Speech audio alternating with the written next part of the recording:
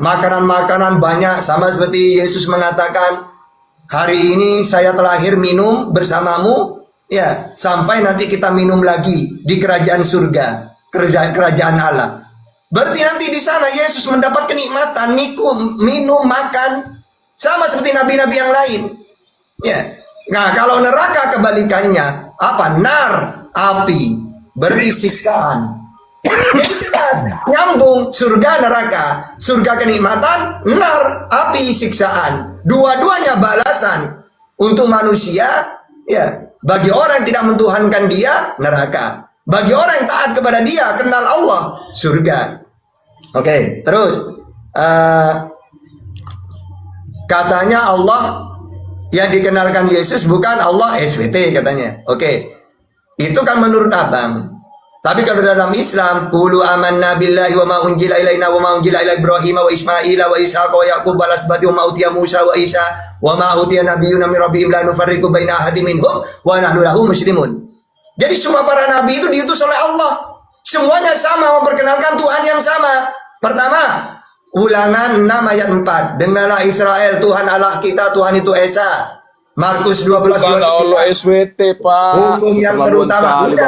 Udah dengerin aja dulu, tenang. Bukan memalukan. Saya bilang memalukan. Ngapain? Akuilah Tuhanmu saja. Kenapa harus ngambil-ngambil Tuhan lain? Memalukan. Kalau saya harus bilang karena kalau tenang, santai, jangan kepanasan. Bukan, bro. Itu kalau sampai memalukan gitu kan harus dikasih tahu. Jangan mempermalukan diri sendiri lah. Jadi gini, saya kan pakai ajaran saya. Semua para nabi diutus oleh Allah. Ada ajaran orang mengakui bahwa Thanos lah pemimpin dunia ini gitu. Kalau dia mau ngomong begitu, apa mau dicari? Kalau kita mengambil dialektika debat agama ini harus dialektika yang bisa diterima oleh lawan bicara juga. Kalau ini menurut saya ya bicara masing-masing saja. Kan begitu. Ada yang orang percaya bahwa ini yang alien, bahwa dunia ini mencipta alien. Ngapain didengar itu semua? Kalau kita mau cuma dengar ini menurut Islam, lah ngapain? Saya itu bawa pada logika yang benar, jangan dikait-kaitkan gitu loh. Ini menurut Islam ya, menurutmu itu. Tapi kenyataannya kan tidak. Gantian, kayak pasar. Komal saya bukan kayak pasar, gantian ya. Ya, jadi tenang aja. Nanti kalau mau disanggah setelah saya selesai, santai ya. Oke, kalau kamu tidak mau menerima bukan Allah, ya, kamu tidak mau versi saya, versi Al-Quran, ya tetap ajaran Yesus sama seperti Musa. Ulangan 6 ayat 4 Esa, Markus 12:29 Esa. Tidak kelihatan, Keluaran 33:20, Yohanes 5:37 tidak kelihatan. Tidak mau turun ke dunia, 2 Tawarin 6:18. Begitu juga Tuhannya Yesus di langit, Matius 18:19, Matius 23 ayat 9. Saya mau turun aja lah ya. Tuhanmu itu bukan yang disampaikan Yesus bukan Allah, nggak usah digatok-gatoke. Terus dada dulu, pelan-pelan. Tenang aja kawan ya. Jadi santai aja. Ya, nggak perlu takut. Yang penting pakai data gitu ya. Masa mau takut? Gitu ya. Oke. Udah selesai dulu. Oke, ini yang terakhir ya. Lihat di Arab Israel dengan Islam perang. Ingat, itu perpolitik. Mulai dari zamannya Nabi Muhammad sampai sekarang, tidak pernah Israel dengan Islam berdebat tentang Tuhan. Di zamannya Nabi pun tidak ada. Apakah pernah orang Israel mengatakan di zamannya Nabi, ingat ya Muhammad, Tuhan kita beda loh ya. Tuhanmu Allah, Tuhan kami Yud He Vav He, apa? Nggak ada. Mereka tahu bahwa Nabi Muhammad ini sama seperti mereka tentang Tuhan. Yang mereka perdebatkan sama seperti Yesus dengan mereka. Yesus ngaku utusan, mereka tidak percaya. Begitu juga Nabi Muhammad ngaku utusan, sulit mereka untuk percaya. Itu yang perdebatan. Yesus dengan Israel tidak pernah debat tentang Tuhan. Israel dengan Nabi Muhammad tidak pernah debat tentang Tuhan. Ya, tapi yang mereka perbincangkan bagaimana caranya Nabi Muhammad ini menyampaikan ke mereka, ya, supaya mereka menerima sebagaimana yang disampaikan oleh Yesus. Dia ngaku utusan ke Israel, dia ngaku nabi ke Israel, ditolak. Ketika Nabi Muhammad diutus, itu juga yang permasalahkan, bukan tentang Tuhan. Sampai sekarang pun gak ada. Ya, orang Israel dengan Islam debat tentang Tuhan itu gak ada. Gitu ya. Oke, lanjut.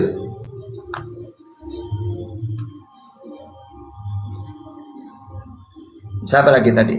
Ya silakan buat yang Kristen yang lain silakan untuk naik untuk berdiskusi dengan guru kami. Maaf ya di sini tidak ada penghujatan, diskusi santai, beradab dan beretika. Kalau nggak ada yang beretika saya turunkan karena kita menjaga komal ini. Karena di sini teman-teman kita lagi melive kan ya di bawah. Jadi mohon yang di bawah yang naik ke atas Kristen kita berdiskusi santai lah. Jangan ada penghujatan, jangan ada namanya kejang-kejang. Oke lanjut Ustaz. Lanjut yang lain. Yang lain.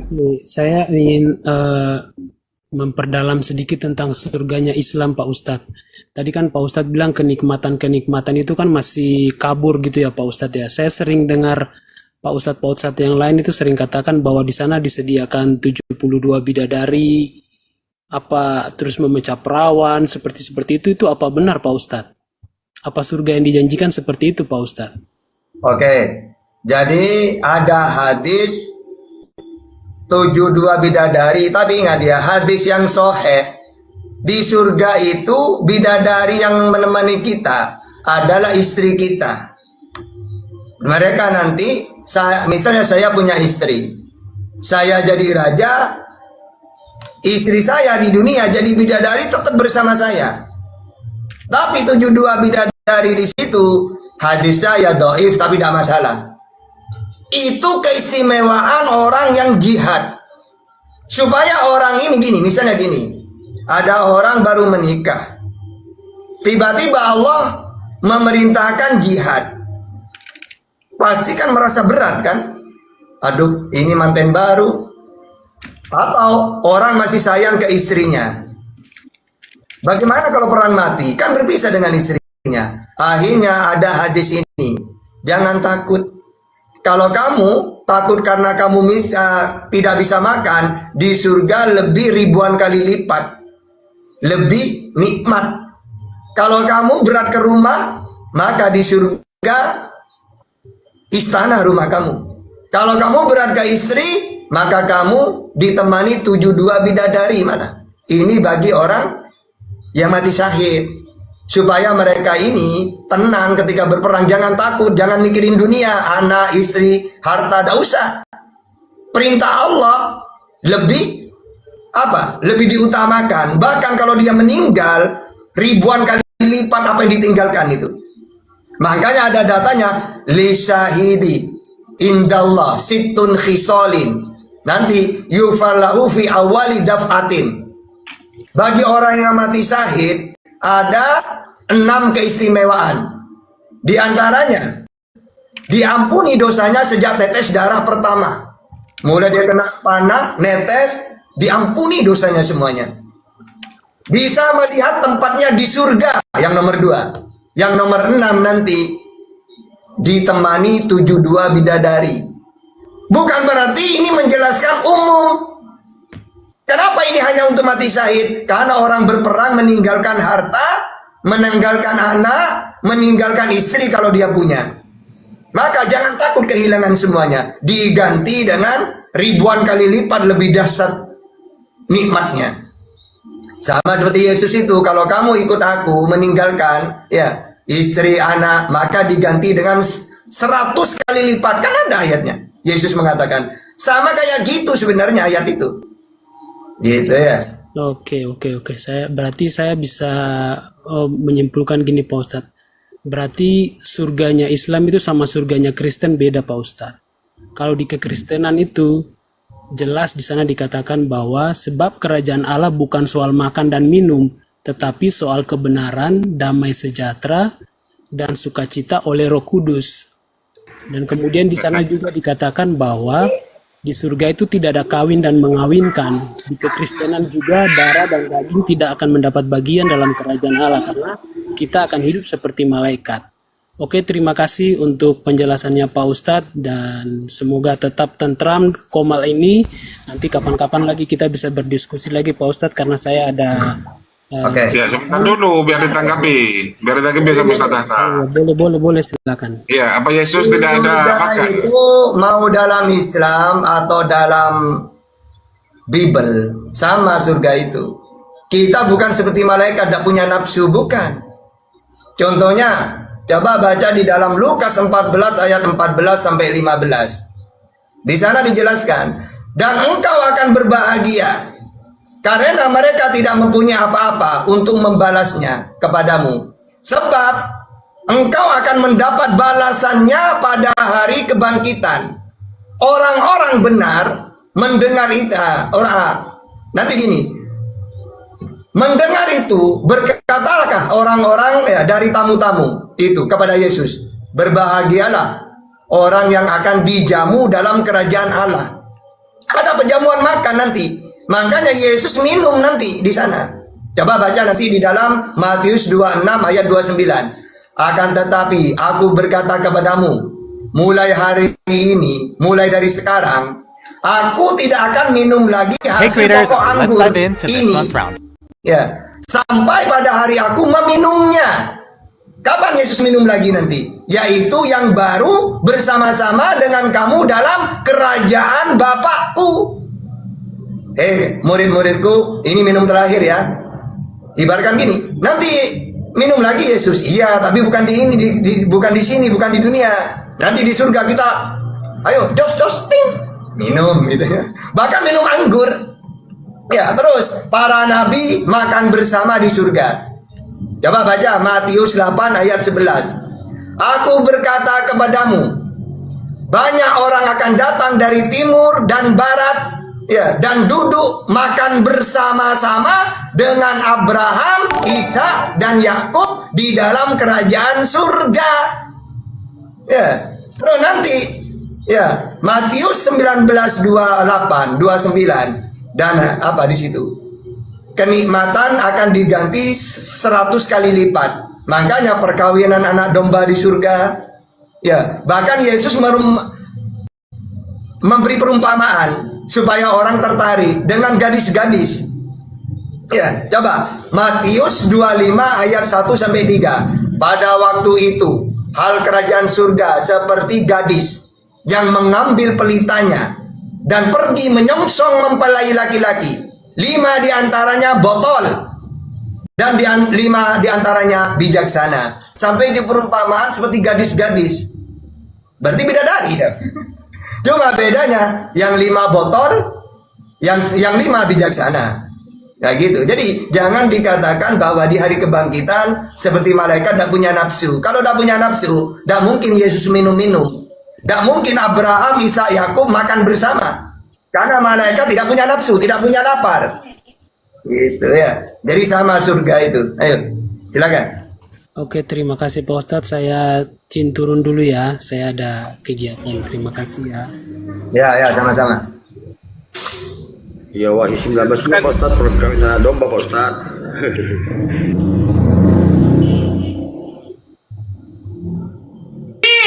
Ya, ganti pemain. Siapa yang mau maju di sini? Solo apa? Solo nih Pak Ustadz. Solo silakan mau bertanya atau diskusi. Solo Fast Squad. Bertanya. Ya silakan.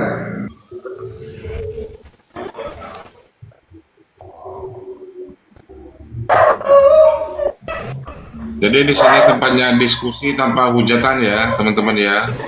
Baik yang Islam maupun Kristen. Izin Pak Ustadz, ini Titan ini kayak Muslim nih. Titan selamat malam Titan. Titan selamat malam Titan. Ini kayak bukan Titan Kristen ini. Titan. Oke lanjut Pak Ustadz, jangan jauh Ustadz. Dia Muslim. Iya Bang Francis ya, kami udah kenal Bang, Abang Kristen ya. Titan ini apa Titan? Oke lanjut.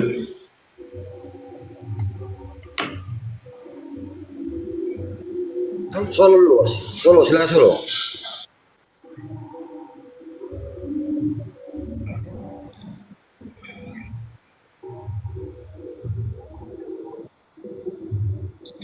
Silakan yang bisa. Selamat malam. Yang nggak bisa, yang nggak paham Bible bertanya aja ya. Bagaimana kita bisa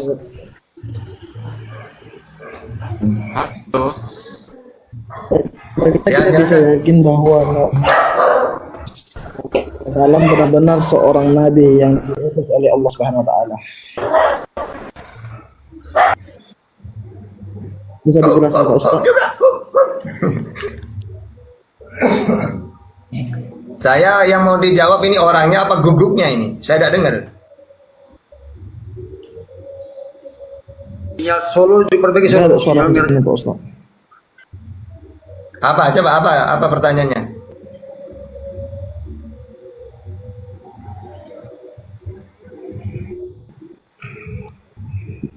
Bagaimana kita bisa yakin bahwa Nabi Muhammad SAW benar-benar seorang nabi yang diutus oleh Allah Subhanahu wa taala? Sallallahu alaihi wasallam benar-benar seorang nabi yang diutus oleh Allah Subhanahu wa taala. Oh, bagaimana caranya kita percaya gitu ya? Ya kalau dalam Islam itu kita harus percaya kalau ada datanya. Para nabi ini kan menerima wahyu. An-Najm ayat 3 sampai 4. Wa ma yantiqu anil hawa in huwa illa wahyu yuha. Bahwa Nabi Muhammad menyampaikan firman Tuhan. Isinya firman di situ, ya Nabi Muhammad diangkat menjadi nabi. Maka Muhammadun aba ahadim mir rijalikum walakin rasulullah wa khataman nabiyyin. Jadi Nabi Muhammad itu utusannya Allah dan seorang penutup para nabi. Wa ma arsalnaka illa rahmatan lil alamin. Nabi Muhammad diutus untuk seluruh alam. Kan ada datanya semua. Sama seperti Yesus. Aku diutus hanya kepada domba-domba yang hilang dari Israel. Matius 15:24. Kan ada datanya. Aku seorang nabi, Markus 6 ayat 4. Ada datanya. Kecuali nanti ditanya saksi. Siapa saksinya? Kalau Nabi Muhammad surat Al-Fat ayat 28.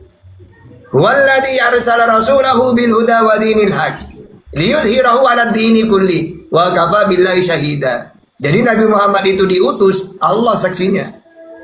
Kenapa harus Allah? Memang para nabi gitu kalau ngomong. Yohanes 5:37. Bapak yang mengutus aku, dia yang bersaksi tentang aku. Sama kan? Kenapa harus Allah yang menjadi saksi? Nabi Muhammad saksinya Allah. Yesus saksinya Allah. Karena saksinya manusia ini tidak kuat. Saksinya Allah yang kuat. Mana datanya? Yohanes ya. Dijelaskan di dalam Yohanes 5:37. Kalau aku bersaksi tentang diriku sendiri, maka kesaksian itu tidaklah benar. Sehingga saksi itu harus Tuhan. Contohnya 1 Yohanes 5 ayat 9. Kita menerima kesaksian manusia, tetapi kesaksian Allah lebih kuat. Sebab demikianlah kesaksian yang diberikan Allah tentang anaknya. Jadi semua para nabi ngaku utusan. Kalau ditanya saksi, Allah sebagai saksi. Kalau Al-Quran surat Al-Fat ayat 28. Kalau Yesus, Allah Bapa jadi saksinya, Yohanes 5:37. Gitu. Ya silakan.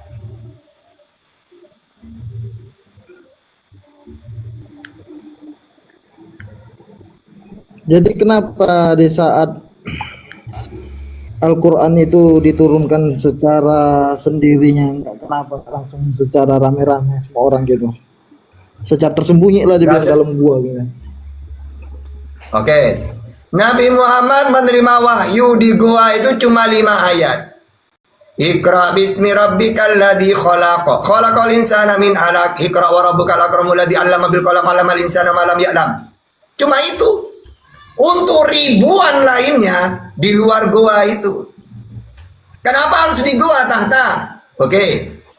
Orang dulu ketika ada kemungkaran di desanya, maka ketika dia tidak bisa merubahnya, Nabi Muhammad benci kepada orang Arab karena banyak penyembah berhala. Beliau tidak mau.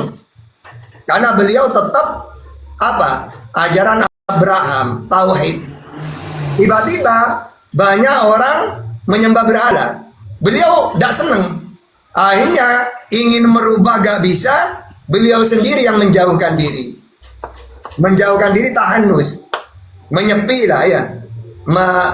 menjauh dari penduduk, ya, karena penduduknya banyak yang rusak. Sama dengan Ashabul Kahfi, 7 pemuda kenapa harus lari ke gua? Karena di desanya banyak raja-raja dolim yang sudah tidak amanah lagi, banyak kezoliman. Mau merubah 7 pemuda ini gak bisa. Akhirnya bersepakat, ya udah yuk, daripada kita kena imbasnya, mendingan kita yang menjauh. Kemana? Ya udah cari tempat. Akhirnya bersembunyilah tempat di gua Ashabul Kahfi itu. Maka kenapa harus milih gua? Memang gitulah orang dulu. Ketika tidak suka kepada kemungkaran, tidak bisa merubahnya, dia sendiri yang pergi. Maka Nabi bertahanus di gua Hira, lalu dia diangkat menjadi Nabi yang mana nanti menghapus semua kemusyrikan itu. Penyembah-penyembah berhala itu dimusnahkan semuanya, berhala-berhalanya. Dan diajarkan orang penyembahnya diajak kepada Tuhan yang satu. Qul huwallahu ahad, Allahus samad, lam yalid wa lam yulad wa lam yakul lahu kufuwan ahad. Dikembalikan kepada ajaran para nabi tauhid. Gitu ya. Oke. Ya.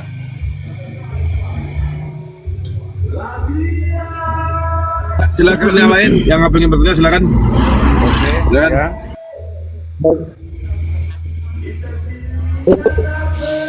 Saya mau bertanya ini Pak Ustadz malam ini.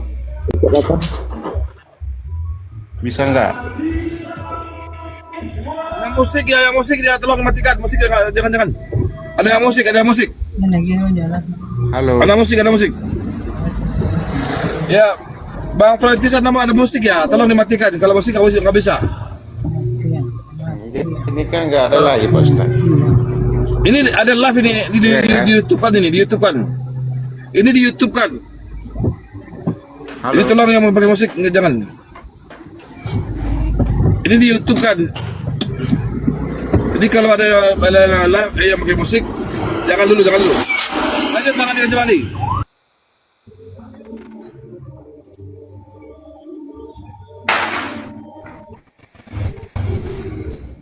Halo Pak Ustadz. Halo. Ya, silakan masuk. Silakan Bang Farius. Bang Farah Franciscus. Teman-teman yang muslim jangan bertanya ya, HP berat teman-teman. Nah, ini Pak. Aduh, tolong moderator dihapus. Iya. Tadi saya sudah hapus kok, sudah di-delete. Jangan Aduh. lagi kawan-kawan ya. Mau menggantikan Ustadz Tahta ya teman-teman. Enggak. Ini mau tanya aku Pak Ustadz. Ini kan mau tanya mau. Halo. Iya, ya lanjut. Ini mau tanya aku Pak Ustadz. Tentang Muhammad ini. Kalau kita Islam haram nggak musik? Dominik, suaramu Dominik pecah-pecah Dominik, nggak kedengaran Dominik. Coba cari tempat yang bagus. Gimana? Enggak, langsung singkat coba aja. Disingkat aja, tiga kalimat aja coba. 3 kalimat aja. Disingkat. Apa pertanyaannya? Halo. Ya, langsung disingkat. Musik itu haram nggak? Udah, Musik itu udah. haram nggak Pak? Oh, ini Di sudah. negara- Diam ya. Ya. Jadi gini, dalam Islam itu ya, musik ini sebenarnya secara umum sesuatu yang melalaikan kepada Allah itu diharamkan ya. Kecuali apa? Bukan hanya musik. Contohnya kita main domino, main apa, melalaikan kepada Allah, itu dilarang sebenarnya. Makanya ketika ulama ditanya bagaimana ada musik tapi sholawatan, yang mana orang rindu kepada Rasulullah, tidak berani ulama mengharamkan itu. Karena inti haramnya itu bukan musiknya sebenarnya, tapi efeknya. Nah terus kenapa banyak ulama mengharamkan? Karena umumnya perbuatan orang fasik. Coba orang kalau lagi sumpah, putus pacar apa, larinya ke kafe, musik-musikan biar tenang. Seharusnya kan berzikir seharusnya. Jadi umumnya kita pakai yang haram udah ya. Karena umumnya itu perbuatan orang fasik. Orang main gitar-gitaran itu pasti orang yang apa? Ya, pasti orang intinya orang fasik itu Ini seandainya selalu melarikan ke musik-musik itu. Makanya ulama mengharamkan karena memang secara umum musik itu perbuatan orang-orang fasik. Kayak diskotik kalau gak ada musiknya, gak keren. seandainya Ya, apa-apa orang ya sudah. Intinya hilafiyah ulama ya. Kenapa? Ini Ada. adalah hidup ini adalah kesempatan. Hidup Apa ini? Pecah-pecah ini. adalah ini mah Suaranya hilang-hilang, Franciscus. Coba cari posisi. haram nggak ini? Pindah posisi Bapak Yesus, pindah posisi. Bang. Pindah posisi, coba pindah posisi. Enggak, ya? Manjat batang kelapa aja, manjat batang kelapa aja. Ini haram nggak? Nggak, manjat batang kelapa aja. Ini adalah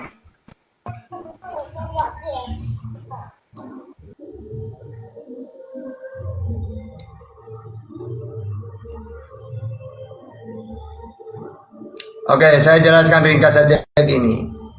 Kalau ada ulama mengharamkan juga bagus. Karena apa? Mau tidak mau lebih baik tinggalkan. Tapi ada juga ulama ya berani nggak ada orang Habib-Habib apa itu ya berselawat ada musiknya, berani nggak mengharamkan? Wong efeknya bukan jauh dari Allah, malah dekat. Ya gitu. Jadi sebenarnya dalam Islam itu suatu apa? Tarkuhu mala ya'nihi gitu ya. Tinggalkanlah sesuatu yang tidak ada manfaatnya, kayak gitu loh. Ya. Jadi sebenarnya bukan hanya musik. Tapi kalau kita bahas musik karena efeknya itu loh. Kebanyakan pasti lalai kepada Allah itu. Yang kedua, identik dengan tempatnya orang-orang fasik. Ya gitu, intinya gitu. Makanya kalau yang ada yang mengharamkan ya ada masalah, bagus. Ya, tapi kalau ada ulama memperbolehkan dalam hal bukan seluruhnya, enggak, dilihat dulu gitu deh ya. Kalau dia itu sholawat-sholawatan masa mau diharamkan gitu deh ya. Padahal isinya malah bukan jauh dari Allah. Nah, hanya saja kebanyakan pastilah alasan itu kebanyakan ya. Oh, saya ngambil yang boleh, itu bahaya juga. Lihat dulu perubahan kita. Apakah nanti dekat kepada Allah, terus apa yang diucapkan, kebaikan atau enggak. Tapi kebanyakan itu gak baik pastilah kebanyakan. Karena untuk menghibur, karena otak ini, kalau sudah kena musik, kayak melayang-layang gitu. Nah, mendingan melayang-layang mikirin tentang tafakaru fi khalqillah wala tafakaru fi datillah. Tafakur kepada Allah. Tapi kalau sudah kena musik, bukan tafakur pada Allah. Melayang-layang tentang hiburan, terhibur apalah, kemana-mana gitu ya. Gitu. Jadi intinya kayak gitu. Saya tidak bisa memutuskan itu. Saya hanya berpendapat seperti inilah para ulama menyampaikan. Gitu. Hilafiyah artinya tadi ya. Oke Pak Ustadz. Jadi aku bingung aja tadi. Lagunya kan memang lagu untuk Tuhan Allah. Bukan yang hal yang lain ya. Yang gak ada masalah kalau puji-pujian terhadap Tuhan. Ya siap Pak. Ya, yang jadi hilafiyah itu ketika musik itu dibarengi dengan mabuk-mabukan. Karena zaman dulu zaman Nabi itu ada pemain musik yang kemudian ada gemericing emas itu sambil mabuk-mabukan gitu kan. Itu.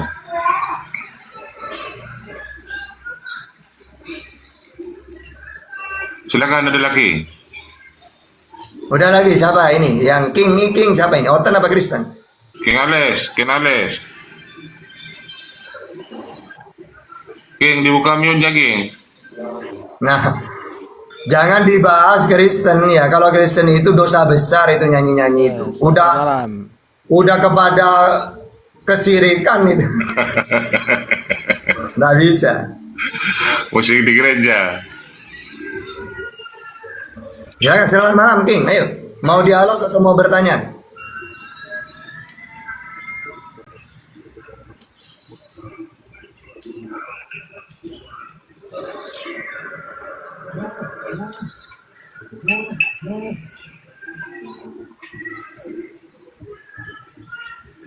Menurutku itu memang bukan bagusnya lagu yang aku bilang tadi. Itu memang nasional lagunya. Udah gak usah bahas lagu itu. Intinya Islam dengan Kristen beda. Kalau penilaian Islam terhadap orang di gereja itu ya dosa besar kalau ada agama Islam. Wong kita ini takut lupa kepada Allah, malah Ada nyanyi juga, Pak. kepada selain Allah. Ada juga lagunya yang memang agama Islam, kan ada itu. Allah, kan ada pokoknya ada juga musik. Ya udahlah, intinya kalau Islam hilafiyah lah. Jangan disamakan tapi dengan Kristen. Kalau Kristen gimana Tata? Ya itu kesirikan, dosa besar dalam Islam itu. Malah bukan lupa kepada Allah, malah yang bukan Tuhan yang diingat. Dosa besar banget itu kalau dalam Islam itu. Udah nyanyi lagi. Nanya lagi yang lainnya, ayo silakan. Baik, Pak Ustaz, selamat malam. Selamat malam. Ya, lanjut. Gas. Saya mau bertanya, Pak Ustaz. Ya. Pertanyaannya begini, Pak Ustaz. Bisakah Allah menetapkan suatu hukum yang tidak kekal? Oke. Jadi kiamat itu menghancurkan semua ciptaannya. Di langit dan di bumi hanya ada dua sosok. Allah sebagai Khalik, pencipta. Selain Allah, makhluk diciptakan. Mahuan makhluk, apa itu makhluk? Sesuatu selain Allah. Dari tidak ada menjadi ada. Awalnya Allah itu sendirian dia. Tidak ada apa-apa. Lalu dia menciptakan langit, bumi, isinya semua. Berarti semua ini makhluk. Makanya nanti ciptaannya ini dengan kiamat, langit dan bumi dihancurkan lagi. Semuanya musnah semuanya. Gitu ya. Dalam Islam seperti itu. Terus apa pertanyaannya? Pertanyaannya misalnya firman, apakah Oke. firmannya Allah? Firman itu sifat. Oke, sudah. Tidak kekal. Oke, firman itu sifat, tidak usah ditanya. Allah itu maha kuasa. Apakah kuasanya Allah itu ciptaan? Ya tidak.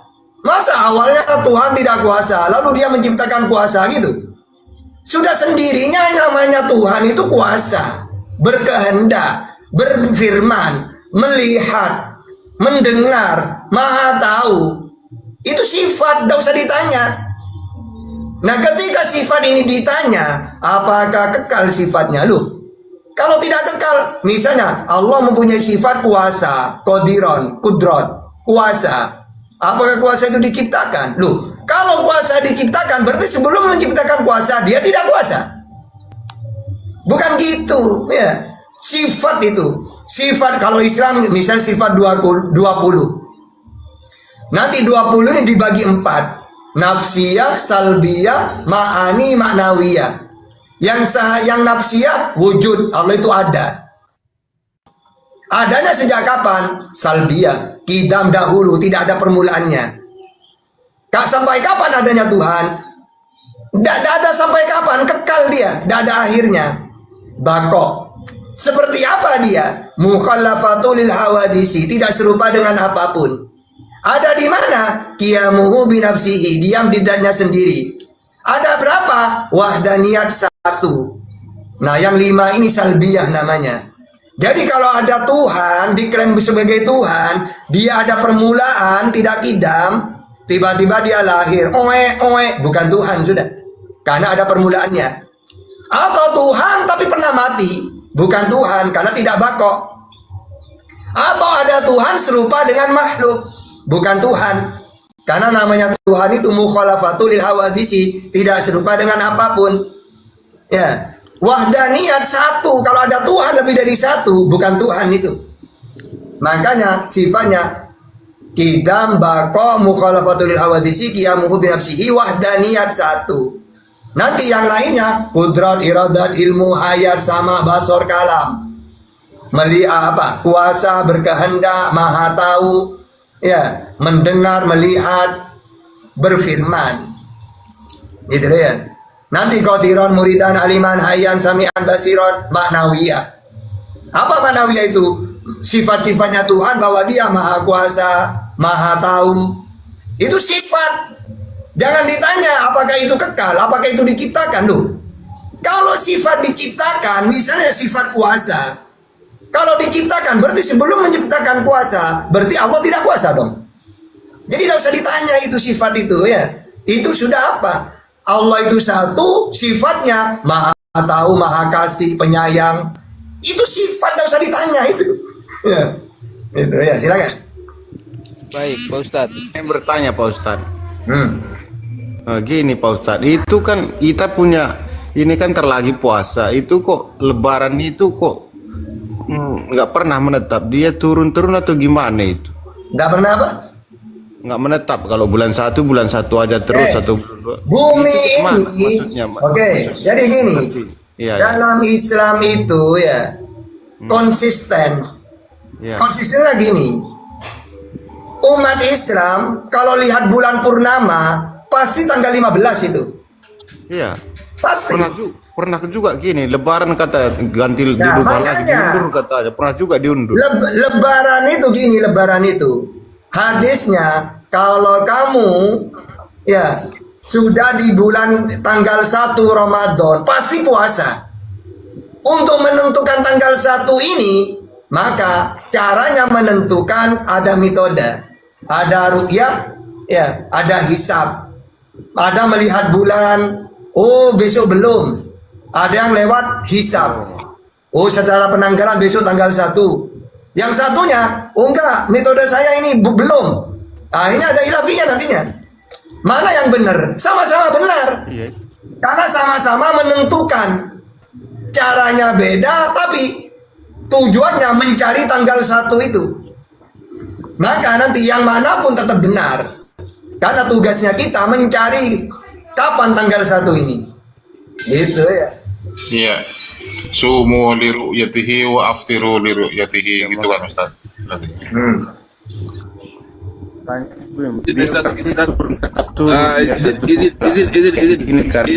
Izin sebentar. Iya. Karena kita kan menurut bilangan Hijriyah, bukan bilangan Masehi. Kalau Islam itu kan bilangannya bilangan Hijriyah, bukan bilangan Masehi. Makanya kalau tiap tahun itu tidak sama, karena kita itu menurut Hijriyah. Gitu aja, lanjut. Terima kasih.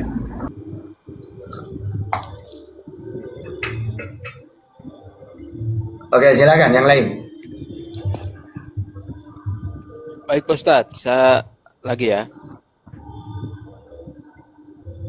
Tadi Pak Ustadz itu, coba saya ulangin lagi pertanyaannya. Tadi nggak nyambung Pak Ustadz. Saya ulangin lagi ya, biar Pak Ustadz nyimak. Yang Ya, saya tanya itu Pak Ustadz, firman Allah itu apakah bisa dibatalkan? Maksudnya begini Pak Ustadz, misalnya ada perintah dari Allah, jangan membunuh. Apakah suatu saat nanti perintah ini bisa diubah atau bisa dibatalkan?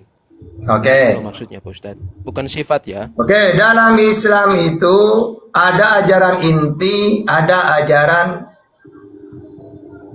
ada usulnya, ada furu.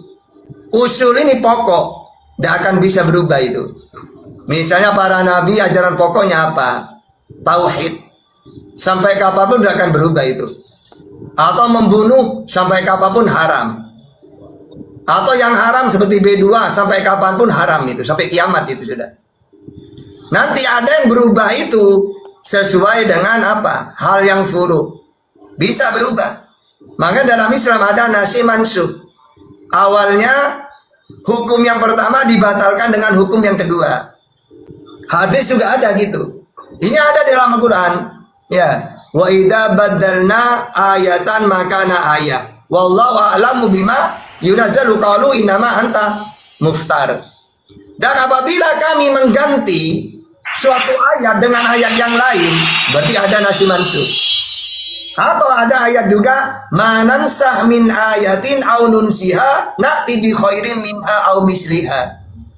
Ayat yang kami batalkan atau kami hilangkan dari ingatan, ini juga nasikh mansukh.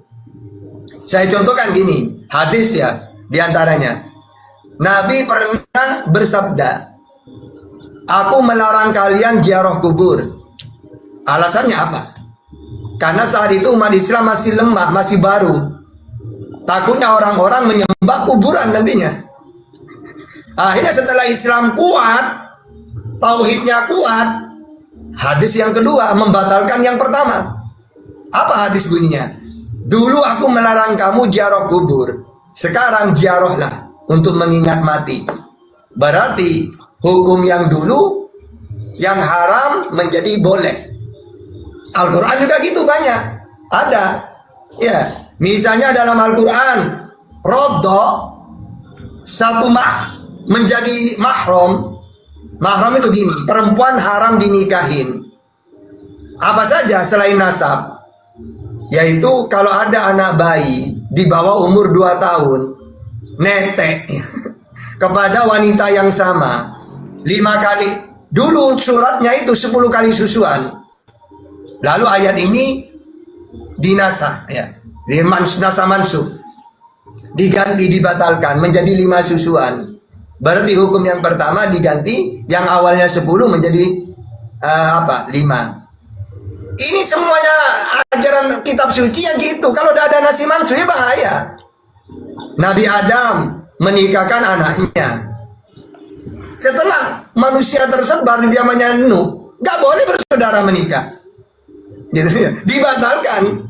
Yang dulunya bersaudara boleh karena saat itu Adam cuma punya anaknya sendiri. Jadi nikahkan anaknya. Gitu ya. Dulu sebelum Taurat datang, makanan itu halal semua. Taurat datang, banyak perintah-perintah, banyak larangan. Begitu. Jadi nasi mansuh itu ada. Yang tidak ada itu ajaran inti tentang ketuhanan. Allah itu Tuhan, tidak akan berubah itu. 10, makanya 10 hukum Taurat dalam Al-Quran ada semua. Cuma 1 dirubah. Tapi tetap bukan berubah semuanya. Maksudnya apa? Cuma harinya dirubah. Tapi tetap sama isinya. Dulu, ini kalau saya baca tafsir ya. Dulu orang Israel diberi hari Jumat. Gak mau mereka. Enggak ya Allah, minta hari Sabtu saja. Akhirnya diturutin oleh Allah. Tapi Allah sangat ketat. Iya ya, seakan-akan gini. Ya udah, kamu tak kasih hari Jumat, gak mau. Milih hari Sabtu. Oke, saya turutin kamu. Tapi awas kalau kamu sampai melanggar ya. Tiba-tiba pernah melanggar, dikutuk jadi kera langsung. Dikutuk ini ada yang di dalam tafsir 1 bulan kalau gak salah. Setelah itu musnah, mereka mati semua, 1 kampung gitu. Kenapa? Karena milih sendiri diberi hari Jumat gak mau. Milih sendiri hari Sabtu dilanggar. Akhirnya Allah kutuk mereka 1 kampung itu. Namanya negeri kampung Ailah. Lalu ketika Allah mengutus Nabi Muhammad, dikembalikan lagi ke hari Jumat. Itu doang yang berbeda. Tapi ingat, asalnya mereka di hari Jumat. Tapi mereka milih sendiri hari Sabat. Ini kalau saya baca tafsir. Anda mau ngimani atau tidak ada masalah. Yang penting tahu sejarahnya. Gitu. Oke, baik Pak Ustadz. Intinya bisa ya Pak Ustadz ya. Ada memang hal-hal tertentu itu bisa diubah. Ya, memang makanya ini sangat kalau jelas. ada gini bang, kalau ada orang Kristen menolak ini, bunuh diri mereka. Buktinya, kenapa mereka ini mentuhankan, menyebarkan ke seluruh dunia, ke seluruh makhluk. Padahal Yesus mengatakan, aku diutus hanya kepada domba-domba yang hilang dari Israel. Matius 15:24. Yang aku hakimi hanya 12 suku Israel. Matius 19:28. Aku berdoa untuk Israel, untuk dunia, bukan untuk dunia aku berdoa. Tiba-tiba kalian menyebarkan ke seluruh makhluk. Berarti kamu batalkan dong yang untuk Israel itu. Berarti nasi mansuh ada dong. Ayo. Kan itu. Mari kita diskusi ya. Iya. Tapi saya awali dulu Pak Ustadz. Saya terus terang aja, jika memang ada ketetapan yang diubah oleh Tuhannya Pak Ustadz, maka itu bukan Tuhan yang kami kenal Pak Ustadz. Terus siapa Tuhan yang kamu kenal? Tuhan, Tuhan yang kami kenal itu konsisten dia Pak Ustadz. Ya siapa namanya? Firman yang ia keluar itu. Ya pakai data. Tuhan yang kamu kenal siapa namanya? Ya sebentar dulu Pak Ustadz. Ya. Firman yang dikeluarkan dari Tuhan itu nggak bisa dibatalkan Pak Ustadz. Alasannya apapun sampai akhir zaman. Ya. Dan firman Tuhan Ya pakai berkata, data dong. Coba mau pakai data yang mana? lebih baik bumi ini hancur daripada Pakai data bang, pakai data bang. Karena gini. Pakai data bang. Kalau kamu mau pakai Taurat itu hanya untuk Israel. Ulangan 33 ayat 4, Keluaran 3 ayat 10. Bukan untuk dunia Taurat itu, untuk orang Israel. Kalau hukum-hukum Taurat memang untuk Israel, Bang. Nah terus. Oke, sekarang kata Musa, kata Yesus, Tuhan itu Esa Allah. Tidak kelihatan, tidak serupa, tidak mau turun ke dunia. Pertanyaannya, siapa Tuhannya Kristen? Tuhannya Kristen tetap Siapa? Tuhan yang sama, Siapa? Yahweh, Hah? Elohim. Bukan Yesus. Bukan Yesus. Yesus dan Inkarnasi Yahweh dari satu. Yahweh. Nah, yang mana kata Yesus? Gini. Gini loh, mengenal engkau. Gini loh, kata Yesus. So, siapa Tuhan itu? Allah Bapa, Matius 11:25. Di mana? Di langit, Matius 18:19. Ada berapa? 1. Markus 12:29. Bisa kelihatan? Tidak. Yohanes 5:37. Itulah Tuhannya Yesus. Sama seperti Tuhannya Musa, Tuhannya Islam. Pertanyaannya, siapa Tuhannya Kristen? Yahweh Elohim. Bukan Yesus. Ya sama itu. Nah, itu kan sejak Kalau kapan? Yesus itu Sejak kapan Yesus mengatakan, dengarlah Israel, Tuhan sekarang itu begini. Allah dan aku. Mana datanya? Begini Ustadz. Tadi Ustadz bilang bisa berubah ya apa yang ditetapkan oleh Tuhan. Memang itulah Tuhan Islam. Pelin-pelan. Udah, sekarang mana dalilnya Yesus mengaku dirinya Tuhan? Tadi Silakan. Ustadz sendiri menerangkan bahwa bisa dirubah kan perintahnya. Dan memang ada ayat di Al-Quran Muhammad menghalalkan apa yang diharamkan oleh Tuhan. Jadi Muhammad lebih berkuasa dari Tuhan. Kalian makan B2, kalian tidak sunat itu berubah nggak? Tuhan sekarang kamu gini. berubah. Daniel, gini. Kalian mentuhankan Yesus ini merubah itu. Kalian tidak sunat merubah. Kalian makan B2 merubah. Jelaskan bahwa bisa berubah. Memang Tuhan Oke, kalian sekarang berubah. kalau tidak berubah, Ini Tuhan bukan satu-satunya itu siapa? Saya nanya, kalau tidak berubah, Tuhan yang satu-satunya itu benar siapa? adalah Tuhan Israel. Tidak ada di dunia. Siapa yang namanya? benar. Tidak Siapa ada di namanya? dunia. Yahweh Elohim. Namanya siapa? Yahweh Elohim. Iya, oke. Yesus sendiri sebagai apa? Dia juga Yahuwah. Nah, itu kan. Nah iya.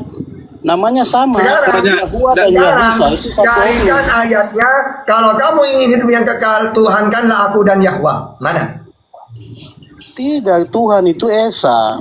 Yahuwah dan Yahusa itu satu. Oke. Sekarang, Namanya saja jelas. oke, sekarang gini aja. Kalau saya ingin hidup yang Jelas tadi kekal, Ustaz katakan Dulu, Tuhan kalian tenang, bisa tenang. berubah. Saya tak suka kalau udah pakai data. Sekarang carikan ayat. Kalau kamu ingin hidup yang kekal, imani Yesus Kau sebagai tadi Tuhan. pakai data, kau katakan bahwa memang Tuhan kalian berubah-berubah. Udah, Tidak kita pakai data, konsisten. tidak masalah. Berarti tidak maha Kita pakai kuasa. data. Oke, Masa ini saya Tuhan tanyakan kalian ya. nggak tahu nanti yang Dani, sempurna yang bagaimana Gini, bisa dirubah-rubah. Yang sehat kita pakai data. Gini ya, Islam mengakui Yesus Apa sebagai yang utusan. seperti itu? Tawarkan hari Jumat, umat tenang. melawan. Jangan kesurupan. Nah, itu kan. Nah, ini diturunkan kalian. Sekarang gini. Oke, sekarang gini ya. Islam mengakui Yesus sebagai utusan untuk Israel. Kristen mengakui Yesus sebagai Tuhan.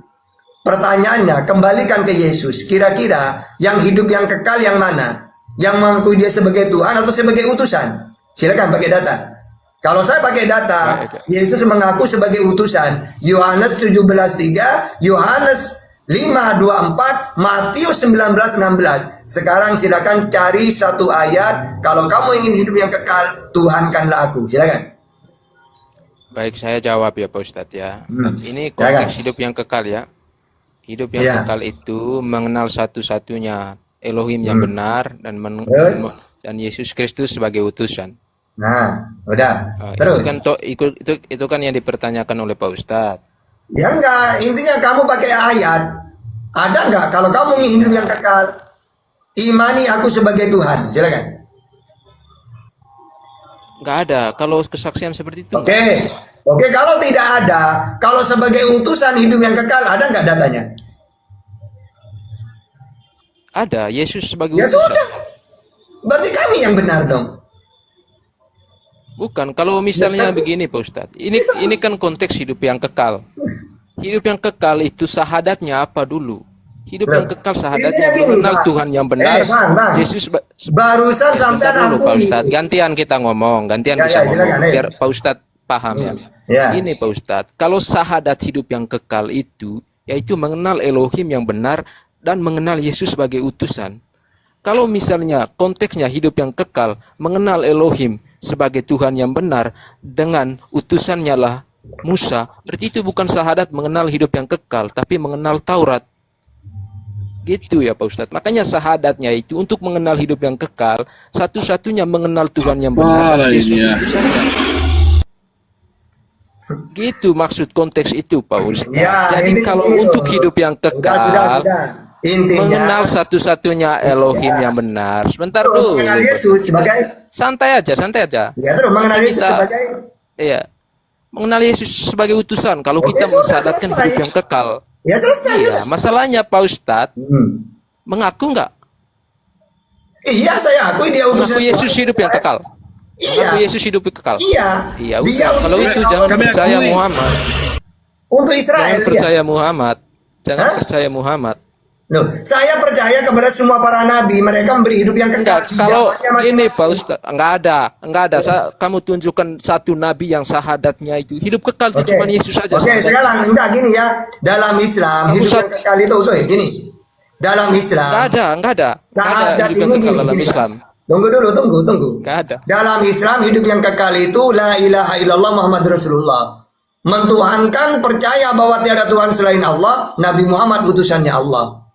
Nah, kalau menurut Yesus, Tuhan itu siapa dan Yesus sebagai apa? Kalau ingin hidup yang kekal, coba. Itu hidup yang kekal itu mengaku satu-satunya Tuhan yang benar adalah Elohim, utusannya adalah Yesus. Ya sudah. Enggak boleh selain Yesus utusannya. Berarti Yesus sebagai Itu Ustaz harus percaya. Oke, berarti Yesus sebagai Ya memang kalau diutuk sahadat hidup yang kekal Yesus sebagai utusan. Kita harus Yesus akui. sebagai utusan kan? Iya, enggak boleh sahadatnya Ya begini. sudah, berarti Konteks hidup kekal. berarti tidak Iya, ada berarti tidak ada hidup yang kekal mentuhankan Yesus ya. enggak ada. Ya sudah, selesai. Hidup yang kekal itu mengaku Elohim satu-satunya Tuhan yang benar dan mengenal Yesus sebagai utusan. Enggak boleh nama lain. Hidup Ya sudah. kekal enggak boleh nama lain. Di mana? Ya, di Di zaman mana, Pak? Sekarang Oke. pertanyaannya. Oke, Sekarang di pertanyaannya, zamannya Pak Ustadz Musa. percaya enggak Yesus hidup kekal? Ia percaya ke Yesus sebagai utusan Ya untuk Israel. udah. Iya, percaya enggak hidup kekal Yesus? Ini dalam Percaya Islam enggak? gini. Kalau saya tidak percaya Udah, Yesus ya itu udah. utusan, maka bukan Ya Islam. udah. Iya, siapa yang Oke, tidak gantian, percaya gantian. Yesus sebagai utusan Gantian, antikristus? Gini caranya. Islam mengakui Yesus sebagai utusan, Musa sebagai utusan Allah. Udah. Ya utusan apa dulu? Utusannya Allah, penyampai firman, Yohanes 3:34. Ayo. Penyampai firman. Berarti percaya Yesus hidup kekal. Iya, Yesus ini hidup yang kekal untuk umatnya Israel. Ya udah, syahadat dulu. Syahadat hidup kekal. Ayo. Saya umatnya Nabi Muhammad, ya sama. Ya Mentuhankan udah, Allah. nggak berani. Nabi Nggak Muhammad berani. Nah, Nggak Isa berani. itu utusannya Allah. Ini hidup kekal itu dari banyaknya nabi di muka bumi. Oke, Hidup di kekal itu zamannya Musa syahadat bagaimana? Coba. Di zamannya Musa kalau selamat bagaimana syahadatnya? nggak ada. Hidup kekal di zaman Musa Loh, nggak ada. kata siapa? Hidup kekal Hai di zaman Musa Israel, nggak ada. Ya, Tuhan coba Allah tunjukkan. kita, Tuhan itu Tunjukkan. Esa. Itu syahadat untuk Oke, enggak gini. Bukan syahadat hidup Gini kekal. aja, gini. Saya nanya, di Kamu harus zaman paham Musa- konteks Pak Ustadz. Makanya sampai sekarang Pak Ustadz masih tenang, gini. Di zamannya Musa memperkenalkan Tuhan itu Elohim. Di zamannya Yesus memperkenalkan Tuhan itu siapa? Hah? Elohim. Hah? Elohim. Elohim, oke. Di zamannya Musa ngaku utusan Elohim. Di zamannya Yesus ngaku Tuhan atau ngaku utusan? Aku utusan hidup yang kekal. Selesai. Iya. Di zaman Allah gimana syahadat? Di zamannya Allah Nabi mengaku Muhammad. Tuhan yang Maha Esa. Di zamannya Nabi Bentar dulu, Muhammad. Allah mengaku. Allah yang Esa, Nabi Muhammad utusan. Iya, sebentar. Bukan, ada kesaksian Allah bahwa sesungguhnya Apa? Jadi kawan ya, udah diakui ya, tidak ada datanya hidup yang kekal mentuhankan Yesus. Yang ada imani Yesus sebagai utusan. sekarang Ya, gini, Pak Ustadz. gini. Betul. Yesus kan Dengar dulu. Anda sudah dijawab oleh Ustadz kami, Anda ngeyel.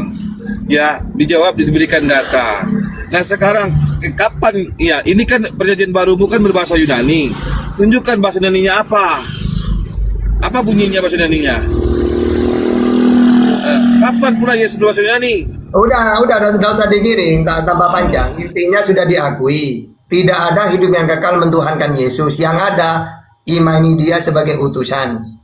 Kepada siapa? Matius 15:24 Israel. Udah.